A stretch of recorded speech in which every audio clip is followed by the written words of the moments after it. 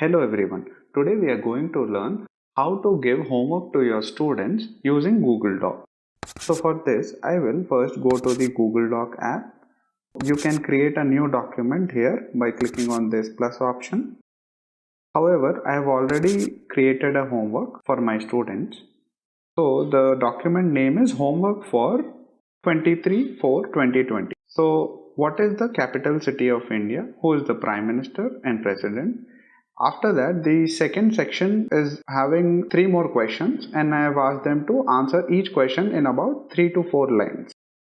So I am asking them about photosynthesis. I'm also asking them to list down the steps for washing hands, and also I'm asking them about coronavirus and how we can prevent it. I want my students to be aware of the present situation, so that is why I have asked this question as well.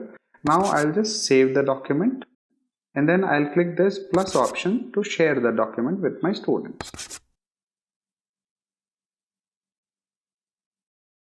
You can also give homework instructions to your students. So I have already created this homework instruction document.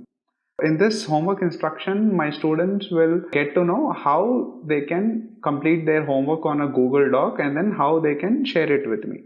So I have asked my students to create a new document once they receive homework from me, and I've asked them to write down all the answers in the same order the questions were shared. Also, I've asked my students to list down any doubts or questions they have. At the same time, I've asked my students to share the document as soon as they complete their homework, or as soon as they write down or type down their answers on the document. And I've asked them to give me editing rights. It is very important to have editing rights, because if you do not have any editing rights, then you cannot make any changes or you cannot do any corrections on the document. So these were the instructions which I have already shared with my students, and on daily basis my students will just follow the instructions and complete the homework and share it with me. Now you will be easily able to give homework to your students using Google Doc.